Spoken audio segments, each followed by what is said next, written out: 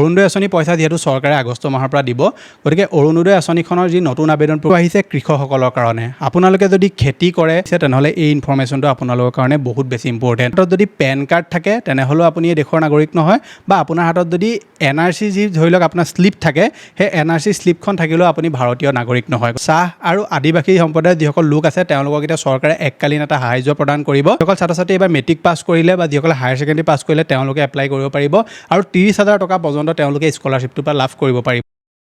Digital Assam 2.0 চেনেলটোৰ ৰাতিপুৱাৰ এটা নতুন ভিডিঅ'লৈ আপোনালোক সকলোকে পুনৰবাৰ স্বাগতম জনাইছোঁ।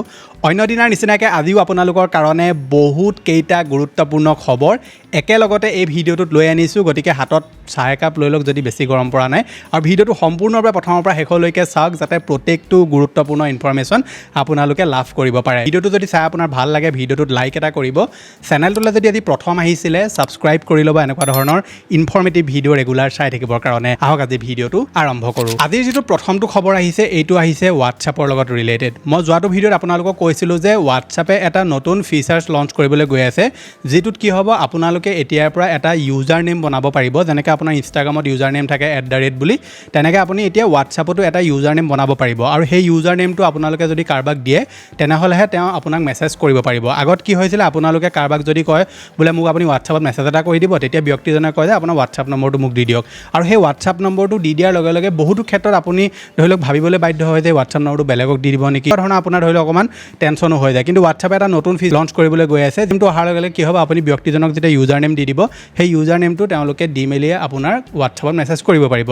কিন্তু এতিয়া ভাৰত চৰকাৰে কৈছে যে হোৱাটছআপৰ যিটো এই ইউজাৰ নেমৰ অপশ্যন এইটো তেওঁলোকে বৰ্তমান অকণমান মানে ৰখাই থৈছে, এইটো এতিয়ালৈকে তেওঁলোকে আমাৰ ভাৰতবৰ্ষত প্ৰযোজ্য হ'বলৈ নিদিওঁ বুলি কৈছে, যেতিয়ালৈকে ইয়াৰ ওপৰত তেওঁলোকে টোটেলি ক্লিয়াৰিফিকেশ্যন নাপায়। তেওঁলোকে কৈছে যে হোৱাটছআপৰ যিটো ইউজাৰ নেম সেইটো অহাৰ লগে লগে যি আমাৰ ডিজিটেল স্কেম বা ডিজিটেল ফ্ৰড বা অনলাইনত যিবিলাক স্কেম হৈ থাকে এইবিলাক আৰু বেছি হ'ব, আৰু কোনোবাই স্কেম কৰিলেও সেই কোনে স্কেমটো কৰি আছে সেইটোৰ বিষয়ে জানিবলৈ আৰু প্ৰব্লেম হ'ব বুলি কৈছে। কিন্তু হোৱাটছআপে কৈছে যে ইউজাৰ নেম অপশ্যনটো এনেকুৱা নহ'ব যে ধৰি লওক কাৰোবাৰ ইউজাৰ নেম চাৰ্চ কৰি বোলে তেওঁক স্কেম কৰিব পাৰিব, বোলে আপোনাৰ ইউজাৰ নেমটো কাৰোবাক আপুনি দিয়া নাই তেওঁ অট'মেটিকলি আপোনাক চাৰ্চ কৰিব, চাৰ্চ কৰি মেলি আপোনাৰ ধৰি লওক ইউজাৰ নেমটো উলিয়াই মেলি আপোনাক বোলে স্কেম কৰিবলৈ চেষ্টা কৰিব। যেনেকৈ ইনষ্টাগ্ৰামত আপুনি এতিয়া কাৰোবাৰ ইউজাৰ নেমটো মাৰি দিয়াৰ লগে লগে ব্যক্তিজনৰ প্ৰফাইলটো ওলাই যায়, কাৰোবাৰ নামটো যদি আপুনি জানে তেনেহ'লে ইনষ্টাগ্ৰামত যদি আপুনি তেওঁৰ প্ৰফাইলটো চাৰ্চ কৰে ওলাই যায়। কিন্তু হোৱাটছআপে কৈছে যে সেই ফিচাৰ্ছটো হোৱাটছআপত নাথাকিব, মানে কাৰোবাৰ নামটো চাৰ্চ কৰি মেলি আপুনি ধৰি লওক কাৰোবালৈ মেছেজ কৰিব নোৱাৰে, কেৱল কোনোবাই যদি আপোনাক ইউজাৰ নেমটো দিয়ে তেতিয়াহে আপুনি মেছেজ কৰিব পাৰিব। যেনেকৈ আপোনাৰ এতিয়া ফোন নাম্বাৰটো আপুনি কাৰোবাক দিলেহে হোৱাটছআপত আপোনাক মেছেজ কৰিব পাৰে,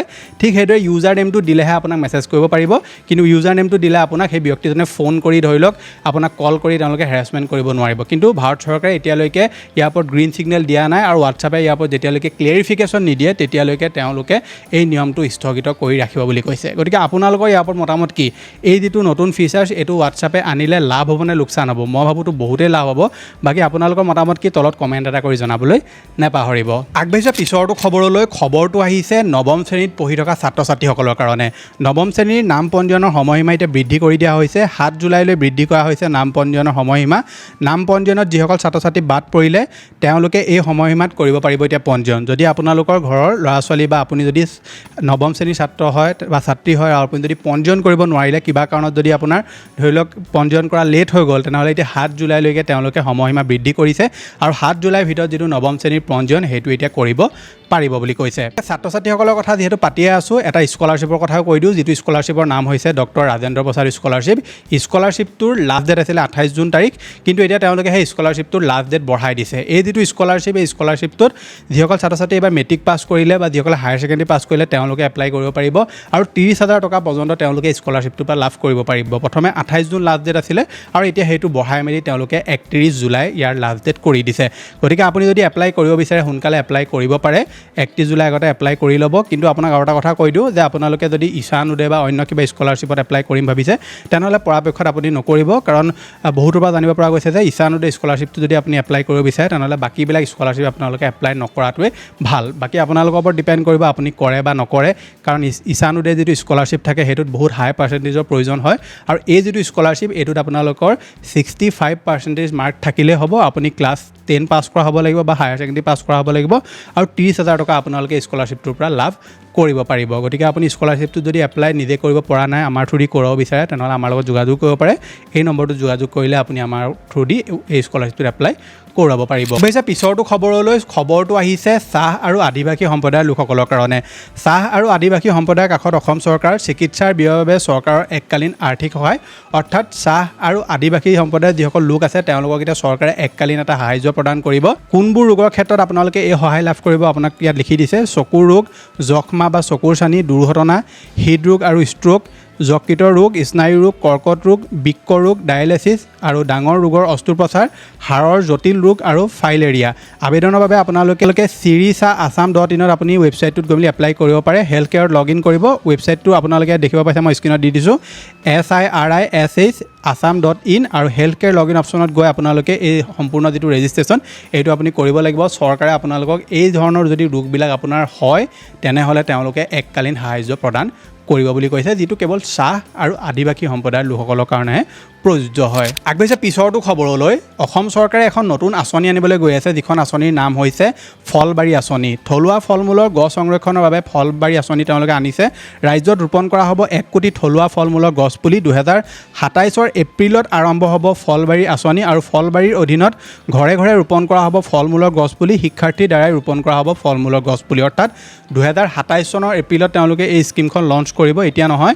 গতিকে তেওঁলোকে যিবোৰ ফল মূলৰ গছ আছে, যিবিলাক ধৰি লওক আমাৰ অসমত আছে ফল মূল এনেকুৱা গছ যিবিলাক লাহে লাহে নাইকিয়া হৈ গৈ আছে, তেনেকুৱা ধৰণৰ গছবিলাক তেওঁলোকে বচাবলৈ চেষ্টা কৰিব, বা ধৰি লওক ফল মূলৰ গছ তেওঁলোকে ছাত্ৰ ছাত্ৰী হতুৱাই ৰোৱাব বুলি কৈছে। এই যিখন আঁচনি, এই আঁচনিখন আপোনালোকে 2027 চনৰ এপ্ৰিল মাহৰ পৰা আৰম্ভ হোৱা দেখিবলৈ পাব। আগবাঢ়িছে পিছৰটো খবৰলৈ। খবৰটো মই আপোনালোকক জনোৱাৰ পাছত আপোনাৰ মতামত কি নিশ্চয় তলত আপুনি কমেণ্ট এটা কৰি জনাবলৈ নাপাহৰিব। পেন বা ভোটাৰ কাৰ্ড নাগৰিকত্বৰ এতিয়া প্ৰমাণপত্ৰ নহয়। কম্পিউটাৰত প্ৰিণ্ট উলিওৱা NRC শ্লিপেও নাগৰিকত্ব প্ৰমাণ নকৰে।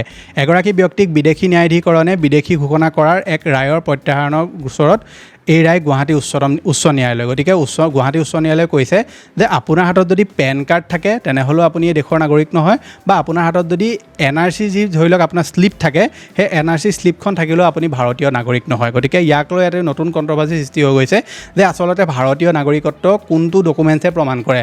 পেন কাৰ্ড নহয়, আধাৰ কাৰ্ড নহয়, ভোটাৰ কাৰ্ড নহয়, ৰিচেণ্টলি কৈ দিলে পাছপৰ্টো নহয়। গতিকে এতিয়া সকলোৰে এটা প্ৰশ্ন যে একচুৱেলি ভাৰতৰ নাগৰিক হ'বৰ কাৰণে কোনকেইটা ডকুমেণ্টছ মানুহৰ হাতত থকাটো প্ৰয়োজনীয়।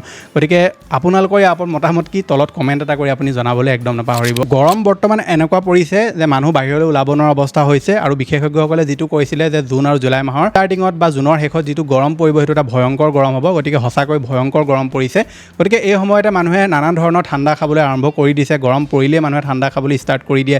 পেপচি হওক, কেম্পা হওক, ৰেড বুল হওক, বা যিকোনো ধৰণৰ ক'ল্ড ড্ৰিংকছ মানুহে খায়। গতিকে সেই সময়তে FSSAই এটা জাননী জাৰি কৰিছে কিছুমান কোম্পানীৰ কাৰণে। ৰেড বুল, কেম্পা আৰু পেপচি নিচিনা কোম্পানীবিলাকক কোৱা হৈছে যে তেওঁলোকে যিবিলাক এডভাৰটাইজমেণ্ট দেখুৱাই থাকে এইবিলাক বিভ্ৰান্তিমূলক এডভাৰটাইজ হয়, আৰু এইবিলাক সোনকালে তেওঁলোকক বন্ধ কৰিবলৈ কৈছে, বা তেওঁলোকক ইয়াৰ কাৰণ দৰ্শোৱা জাননীও তেওঁলোকলৈ জাৰি কৰিছে যে তেওঁলোকে যিবিলাক ধৰি লওক এডভাৰটাইজমেণ্ট দিয়ে, ৰেড বুল খালে মানুহ উৰি ফুৰে বা কেম্পা খালে মানুহৰ গাত এনাৰ্জি আহি যায়, এই ধৰণৰ যিবিলাক বিভ্ৰান্তিমূলক তেওঁলোকে এডভাৰটাইজমেণ্ট দেখুৱাই থাকে, এইবিলাক সম্পূৰ্ণৰূপে ধৰি লওক বন্ধ কৰিবলৈ নিৰ্দেশনা জাৰি কৰিছে, আৰু ইয়াৰ ওপৰত তেওঁলোকক কাৰণ দৰ্শোৱা জাননীও জাৰি কৰিছে। গতিকে এটা ভাল পদক্ষেপে FSSAই লৈছে। বহুত দিনৰ পৰা FSSAইৰ ওপৰত মানুহে ধৰি লওক প্ৰশ্ন কৰি আছিলে যে আচলতে এই বৰ্ডখন আছে কেলৈ। গতিকে ফাইনেলি তেওঁলোকে কিবা এটা একশ্যন লৈছে, আৰু যদি তেওঁলোকে এইটো ভালদৰে ফলপ্ৰসূ কৰে তেনেকুৱা ক্ষেত্ৰত এই কোম্পানীবিলাক এডভাৰটাইজমেণ্টবিলাক আমি এইবিলাক দেখা বন্ধ হৈ যাব। কিন্তু এটা কথা সঁচা যে এই যিবিলাক কোম্পানী থাকে, এই কোম্পানীবিলাকে যিবিলাক এডভাৰটাইজমেণ্ট দেখুৱায়, বহুতো মানুহে ভাবে যে এইবিলাক সঁচা হয়। আপোনালোকে ভাবিব পাৰে যে কোনোবাই ৰেড বুল খাই উৰিব পাৰে বুলি ক'লে যে মানুহে বুলি ভাবি ল'ব নেকি? বহুতো মানুহ আছে যে যিবিলাকে ভাবি লয়। ৰিচেণ্টলি এটা ভিডিঅ' মই চাবলৈ পাইছিলোঁ য'ত কি হৈছিলে, এজন মানুহক সুধিছিলে যে আপুনি বিমল কিয় খায়? তেতিয়া মানুহজনে কৈছিলে, মানে আমাৰ অসমৰ নহয়, বাহিৰা ৰাজ্যৰ হয়, তেতিয়া কৈছিলে যে অজয় দেৱগুণ, শ্বাহৰুখ খানেতো বিমল খায়, আমি খালে কি হ'ব?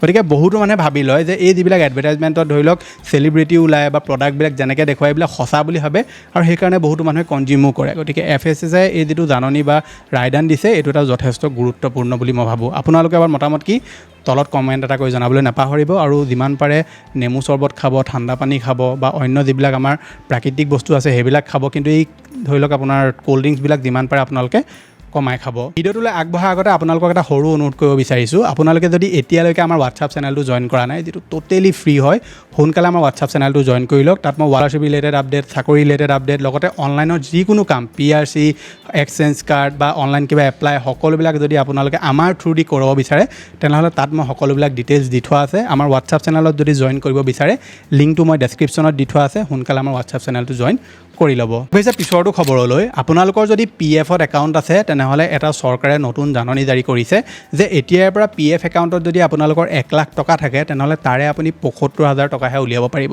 মানে 1 লাখ টকা সম্পূৰ্ণ 1 লাখ টকাটো আপুনি উলিয়াব নোৱাৰিব, কেৱল 75,000 আপুনি উলিয়াব পাৰিব। আৰু তেওঁলোকৰ যিটো ৱেবছাইটৰ এটা মেইনটেনেঞ্চ ব্ৰেক আছিলে যিটো আপোনাৰ 29 জুনলৈকে হৈ আছিলে, গতিকে সেইটো এতিয়া ঠিক কৰি দিয়া হ'ল। গতিকে আপুনি যিমানবিলাক ধৰি লওক আপোনাৰ PF কাম কৰিবলগীয়া আছিলে বা আছে যদি সেইখিনি আপুনি ৱেবছাইটত গৈ এতিয়া কৰিব পাৰিব। গুগলে এটা নতুন এপ্লিকেশ্যন লঞ্চ কৰিব, যিটো এপ্লিকেশ্যনৰ জৰিয়তে আপোনালোকে যিকোনো ডকুমেণ্টছত ছিগনেচাৰ কৰিব পাৰিব। এতিয়া ধৰি লওক আপোনালোকক যদি কোনোবাই অনলাইনত কৈ দিয়ে যে আপোনাক এই ডকুমেণ্টছটো দিছোঁ, আপুনি চাইন কৰি পঠিয়াওক, আমাক ইমাৰ্জেঞ্চি লাগে। সেইটো আপুনি চাইন কৰে মানে বহুত টাইম লাগি যায় বা কম্পিউটাৰ দোকানলৈ যায় বা আপুনি কেনেকৈ চাইন কৰিব লাগে গম নাপায়। গতিকে এতিয়া গুগলে এটা নতুন এপ লঞ্চ কৰিছে এণ্ড্ৰইডত, যিটো আপোনালোকে ইনষ্টল কৰাৰ লগে লগে সেই এপ্লিকেশ্যনটোৰ থ্ৰু দি আপুনি যিকোনো ডকুমেণ্টছত আপুনি অনলাইনত ছিগনেচাৰ কৰিব পাৰিব। এপ্লিকেশ্যনটো কি হয় কেনেকুৱা হয় মই আপোনাক স্ক্ৰীনত দি দিছোঁ, প্ৰয়োজন যদি আপোনাৰ আছে তেনেহ'লে এপ্লিকেশ্যনটো আপুনি ডাউনলোড কৰি ল'ব পাৰে। পিছৰটো খবৰ আহিছে আমুলৰ তৰফৰ পৰা। এটা খবৰ মাজতে ওলাইছিলে যে যিমানবিলাক ধৰি লওক গাখীৰৰ কোম্পানী আছে বা গাখীৰ যিসমূহে ছাপ্লাই কৰে, গাখীৰৰ দাম বৃদ্ধি হ'ব বুলি কৈছিলে। কিন্তু আমুল ডেইৰীয়ে কৈছে যে তেওঁলোকৰ যিবিলাক গাখীৰ আছে সেইবিলাকৰ দাম বৃদ্ধি নহয়, আগত যিমান পৰিমাণৰ দাম আছিলে সেই সিমানটো পৰিমাণে দাম থাকিব। গতিকে বহুতো মানুহৰ মনত এটা প্ৰশ্ন হৈছিলে যে যিবিলাক ধৰি লওক গাখীৰৰ কোম্পানী আছে এইবিলাকে এতিয়া 10% মান দাম বঢ়াই দিম বুলি কৈছিলে, গতিকে কিমান দাম বাঢ়িব, আমুলো দাম বঢ়াব নেকি বহুতে প্ৰশ্ন কৰি আছিলে। গতিকে আমুলে ক্লিয়াৰিফিকেশ্যন দিলে যে তেওঁলোকৰ যি ডেইৰী আছে বা আমুল ডেইৰীৰ যি গাখীৰ আছে সেইবিলাকৰ দাম এতিয়া বৃদ্ধি নহয়। আগবাঢ়িছে পিছৰটো খবৰলৈ। খবৰটো আহিছে কৃষকসকলৰ কাৰণে। আপোনালোকে যদি খেতি কৰে, বৰ্তমান খেতিৰ বতৰ, আপোনালোকে যদি খেতি কৰিছে তেনেহ'লে এই ইনফৰমেশ্যনটো আপোনালোকৰ কাৰণে বহুত বেছি ইম্পৰ্টেণ্ট। চৰকাৰে আপোনালোকক ফচল বীমাৰ যিটো পঞ্জীয়ন বা ফচল বীমাৰ যিটো ৰেজিষ্ট্ৰেশ্যন সেইটো কৰিবলৈ কৈ আছে। প্ৰধানমন্ত্ৰী ফচল বীমা যোজনা এখন এনেকুৱা আঁচনি যিখনৰ জৰিয়তে প্ৰাকৃতিক দুৰ্যোগ, পোক পতংগ আৰু ৰোগৰ ফলত হোৱা ফচলৰ ক্ষতিৰ বিপৰীতে আপোনাক বীমাৰ সুৰক্ষা দিয়া হয়। অধিক সংখ্যক কৃষকৰ ফচল বীমাৰ আওতালৈ অনা চৰকাৰে বৰ্তমান যা যোগাৰ কৰি আছে। কৃষকৰ আৰ্থিক সুৰক্ষা নিশ্চিত কৰিবৰ কাৰণে তেওঁলোকে এই আঁচনিখন আনিছে আৰু কৃষি খণ্ডক অধিক স্থিতিশীল আৰু শক্তিশালী কৰি তোলাৰ কাৰণে তেওঁলোকে এই আঁচনিখন ৰূপায়ণ কৰিছিলে। গতিকে আপোনালোকৰ যদি খেতি আছে আৰু ফচল বীমা যদি কৰোৱা নাই সোনকালে কৰোৱাই ল'ব। ফচল বীমা কৰালে কি হয়, ধৰি লওক বোলে আপোনালোকৰ অঞ্চলত বানপানী আহিলে বা কিবা পোক পতংগই আপোনাৰ শস্য বেয়া কৰিছে বা সকলো মানুহৰে কিবা কাৰণত শস্য বেয়া হ'ল, তেনেকুৱা ক্ষেত্ৰত চৰকাৰে আপোনালোকক এই আঁচনিখন যদি আপোনালোকে পঞ্জীয়ন কৰি ৰাখে তেনেহ'লে আপোনালোকক সহায় কৰিব। কিন্তু আপোনালোকে যদি আঁচনিখনত পঞ্জীয়ন নকৰে তেনেহ'লে আপোনাৰ খেতি নষ্ট হৈ গ'লেও চৰকাৰৰ ফালৰ পৰা আপুনি একো এটা লাভ নকৰে। গতিকে যদি আপুনি খেতি কৰে, ডাঙৰ পৰিমাণত খেতি কৰে, তেনেহ'লে সোনকালে আপুনি ফচল বীমা যোজনা যিটো আছে সেইটো পঞ্জীয়ন কৰোৱাই ল'ব। যিকোনো অনলাইন দোকানত গৈ বা ধৰি লওক আপোনালোকে ডাইৰেক্ট এগ্ৰিকালচাৰ অফিচত গৈ হ'লেও বা আপোনাৰ পঞ্চায়তত যদি হয় পঞ্চায়ততো কৰিব পাৰিব, নহবা আপোনালোকে ওচৰৰ CSC চেণ্টাৰলৈ গ'লেও আপোনালোকে ফচল বীমা যোজনাৰ যিটো লাভ সেইটো আপুনি ল'ব পাৰিব। আৰু আজিকালি চৰকাৰেতো কৃষি ক্ষেত্ৰত যথেষ্ট তেওঁলোকে কিছুমান পদক্ষেপ লৈছে। আমাৰ অসমৰ ক্ষেত্ৰতো সঁচা কথা ক'লে বহুত পদক্ষেপ তেওঁলোকে লৈছে। এতিয়া আমাৰ এগ্ৰিকালচাৰৰ যিসকল ধৰি লওক তেওঁলোক কৰ্মচাৰী থাকে, তেওঁলোকে মানুহৰ ঘৰে ঘৰে যায়, তাত গৈ মেলি তেওঁলোকে কৃষক পঞ্জীয়নে হওক বা কৃষি ৰিলেটেড সকলোবিলাক বস্তু একদম সহজ সৰলত বুজাই দিয়ে। গতিকে আপোনালোকে তেওঁলোকৰ লগত যোগাযোগ কৰিও ফচল বীমা যোজনাৰ যিটো কাম সেইটো কৰিব পাৰিব। আগবাঢ়িছে পিছৰটো খবৰলৈ। বিশ্বত এনেকুৱা ধৰণৰ গৰম পৰিছে যি গৰমৰ ফলত এতিয়া সম্পূৰ্ণ ইউৰোপ মানে একদম আচৰিত হৈ গৈছে। আমি সকলোৱে কওঁ যে ইউৰোপত ইমান গৰম নপৰে, আমাৰ ইয়াত যিটো গৰম পৰে ইউৰোপত সেই গৰম পৰিলে মানুহ একদম পাগল হৈ যাব। সঁচাই তেনেকুৱাই হৈছে। ইউৰোপত যিটো গৰম পৰিছে সেইটোৰ ফলত এতিয়ালৈকে 1300ৰো অধিক লোকৰ মৃত্যু হৈছে আৰু কেৱল ফ্ৰান্সতে মৃত্যু হৈছে প্ৰায় 1000জন মানুহৰ। মানে ইমানেই বেয়া এটা গৰম পৰিছে, যিটো গৰম ধৰি লওক তেওঁলোকে সহ্য কৰিব নোৱাৰে। এতিয়া আমাৰ যিবিলাক ঘৰ থাকে, আমি ধৰি লওক যেনেকৈ ঘৰবিলাক ডিজাইন কৰোঁ, সেই ঘৰবিলাক কি হয় ৰ'দৰ পৰা ধৰি লওক বাচিব পৰাকৈ আমি ঘৰবিলাক বনাই লওঁ। কিন্তু ইউৰোপৰ ছাইডত যিবিলাক ঘৰ থাকে তেওঁলোকে ইমান চিন্তা চৰ্চা নকৰে, তেওঁলোকৰ তাত ইমান গৰমো নপৰে। সেইকাৰণে তেওঁলোকে ইমান গৰমৰ পৰা বাচিবৰ কাৰণে ঘৰ দুৱাৰবিলাক নবনায় বা স্কুল হওক, অফিচ কছাৰীবিলাক হওক, এইবিলাক তেওঁলোকে ইমান তেনেকৈ ডিজাইন নকৰে। কিন্তু তাতো ধৰি লওক AC আছে, সেইটো নহয়। কিন্তু তাৰ পাছতো কি তেওঁলোকৰ তাত যিটো গৰম পৰিছে সেই গৰমটো তেওঁলোকে সহ্য কৰিব পৰা নাই। আৰু যোৱা কিছুদিনত ইউৰোপৰ বিভিন্ন দেশৰ পৰা মৃত্যু খবৰ আহিবলৈ আৰম্ভ কৰিছে। এনে অৱস্থাত স্বাস্থ্য সেৱাৰ ওপৰত অতিৰিক্ত হেঁচা পৰিব পাৰে বুলি ধাৰণা কৰা হৈছে। সেইবাবে এনে দেশসমূহক পৰিস্থিতি চম্ভালাৰ বিষয়ে আৰু অতিৰিক্ত হেঁচাৰ বিষয়ে সতৰ্ক কৰি দিছে বিশ্ব স্বাস্থ্য সংস্থাৰ মুৰব্বী টেড্ৰছ এডানম ঘেব্ৰেয়েছাছে। তেওঁ কয় যে ইউৰোপৰ ঘৰ, গৃহস্থলী, অফিচ, শিক্ষা প্ৰতিষ্ঠানসমূহ এই ধৰণৰ তাপমাত্ৰা সহ্য কৰাৰ বাবে সাজু হোৱা নাই। এনে অৱস্থাত পৰিস্থিতি আৰু অধিক জটিল হ'ব পাৰে বুলি আশংকা কৰে। এনে পৰিস্থিতিত ইউৰোপৰ বিভিন্ন প্ৰান্তত সংগ্ৰহালয় বা বিদ্যালয়সমূহ ইতিপূৰ্বে বন্ধ কৰি দিয়া হৈছে। বহুতো ভিডিঅ' আপোনালোকে নিশ্চয় ছ'চিয়েল মিডিয়াত দেখিবলৈ পাইছে যে একদম গাড়ী চাৰি টায়াৰ চাৰবিলাক কিবা গলি গৈছে বা মানুহ মানে অদ্ভুত ধৰণৰ এটা তেওঁলোকে মানে ছটপটাই ফুৰিছে। কাৰণ আমাৰ ইয়াত মানুহবিলাকৰ অভ্যাস হৈ গ'ল 36 ডিগ্ৰী 40 ডিগ্ৰী 45 ডিগ্ৰী তাপমাত্ৰা এটা সহ্য কৰিব পৰা অভ্যাস হৈ গ'ল। মই এতিয়া ভিডিঅ' বনাই আছোঁ, এতিয়া আমাৰ ইয়াত অলমষ্ট 37-38 ডিগ্ৰী চেলচিয়াছ হৈ আছে, কিন্তু তাত আপোনাৰ যদি সিমানটো গৰম পৰে আৰু হিট ৱেভো পৰিছে, গতিকে এটা ভয়ংকৰ পৰিস্থিতি বৰ্তমান ইউৰোপত হৈ আছে আৰু তাৰ যিখিনি মানুহ আছে মানুহখিনি মানে অৱস্থাটো একদম বেয়া হৈ গৈছে। গতিকে আমাৰ অসমতো এনেকুৱা ধৰণৰ গৰমেই পৰিবলৈ আৰম্ভ হৈছে। গতিকে আমি গছ যিমান পাৰোঁ এতিয়া ৰুব লাগে আৰু আমাৰ প্ৰকৃতিক আমি বচাব লাগে। পিছৰটো খবৰটো আহিছে LPG গেছ চিলিণ্ডাৰক লৈ। যোৱাকালি ৰাতি ভিডিঅ'টো যদি আপোনালোকে চালে তেনেহ'লে এইডোখৰ আপোনালোকে ভিডিঅ'টো স্কিপ কৰিব পাৰে। LPG গেছ চিলিণ্ডাৰক লৈ এতিয়া 1 জুলাইৰ পৰা সলনি হ'ব কিছুমান নীতি নিয়ম। 5টা তেওঁলোকে নীতি নিয়ম বান্ধিছে। তাৰে কিন্তু কিছুমান এনেকুৱা নীতি নিয়ম আছে যিবিলাক চৰকাৰে আগৰ পৰাই মানে বান্ধি ৰাখিছে। প্ৰথমটো হৈছে আপোনাৰ চিলিণ্ডাৰ ডেলিভাৰীৰ ক্ষেত্ৰত আপোনালোকে OTP দিয়াটো এতিয়া বাধ্যতামূলক, যিটো আগৰ পৰাই তেওঁলোকে কৰি ৰাখিছে আৰু এতিয়াও আপোনালোকে OTP দিয়ে আপুনি LPG গেছ চিলিণ্ডাৰ ল'ব লাগিব। দ্বিতীয়টো হৈছে LPG ছাবচিডিৰ বাবে আপুনি EKYC কৰা বাধ্যতামূলক। 1 জুলাইৰ পৰা LPG ছাবচিডি সম্পৰ্কীয় এক গুৰুত্বপূৰ্ণ নিয়ম কাৰ্যকৰী হৈছে। প্ৰধানমন্ত্ৰী উজ্জ্বলা যোজনাৰ হিতাধিকাৰীসকলে EKYC সম্পূৰ্ণ কৰাটো এতিয়া বাধ্যতামূলক কৰা হৈছে। যিসকল গ্ৰাহকে 30 জুন 2024 ভিতৰত EKYC সম্পূৰ্ণ কৰা নাই তেওঁলোকৰ LPG ছাবচিডি বন্ধ হ'ব পাৰে। ছাবচিডি ধন EKYC সংযুক্ত বেংক একাউণ্টলৈহে পঠিওৱা হয়। ইয়াৰ উপৰি পূৰ্বে চৰকাৰে বছৰি 9টা চিলিণ্ডাৰত প্ৰতিটোত 3000 টকা ছাবচিডি দিছিল, কিন্তু মধ্যপ্ৰাচ্যৰ উত্তেজনাপূৰ্ণ পৰিস্থিতিৰ বাবে জুনৰ 2024 পৰা তেওঁলোকে বছৰি মাত্ৰ 4টা চিলিণ্ডাৰ দিব বুলিয়ে কৈছে। লগতে PNG সংযোগ থকা গ্ৰাহকৰ বাবে 3টা নতুন নিয়ম তেওঁলোকে বান্ধি দিছে। পেট্ৰলিয়াম মন্ত্ৰালয়ৰ নতুন নিয়ম অনুসৰি যিসমূহ পৰিয়ালৰ ইতিমধ্যে PNG সংযোগ আছে তৎসত্ত্বেও তেওঁলোকে যদি LPG চিলিণ্ডাৰ লৈ আছে সোনকালে চেৰেণ্ডাৰ কৰিব লাগিব আৰু চেৰেণ্ডাৰ কৰাৰ সময়ত তেওঁলোকে এটা ট্ৰান্সফাৰ ভাউচাৰ লাভ কৰিব। শেষৰ নিয়ম তাৰ পিছৰটো হৈছে আপোনালোকে PNG বিল পৰিশোধ নকৰিলে সংযোগ বিচ্ছিন্ন হ'ব পাৰে। যদি কোনো PNG গ্ৰাহকে 2 মাহ ধৰি বিল পৰিশোধ নকৰে তেন্তে তেওঁ PNG সংযোগ বিচ্ছিন্ন কৰা হ'ব। বকেয়া বিল পৰিশোধ কৰাৰ পিছতহে পুনৰ সংযোগ সক্ৰিয় কৰা হ'ব। PNG পাইপলাইন বা ভাল্ভ ইচ্ছাকৃতভাৱে যদি আপুনি ক্ষতিগ্ৰস্ত কৰে তেনেহ'লে মেৰামতিৰ সম্পূৰ্ণ খৰচ গ্ৰাহকজনে বহন কৰিব লাগিব। LPG ডেলিভাৰী প্ৰক্ৰিয়াত এতিয়া DAC কোড আপোনালোকে দিব লাগিব। OTP যেনেকৈ আপোনালোকে দিয়ে তেনেকৈ আপুনি এতিয়া LPG গেছ লওঁতে DAC কোড নামে এটা কোডো আপুনি দিব লাগিব, যিটো হৈছে ডেলিভাৰী অথেণ্টিকেশ্যন কোড।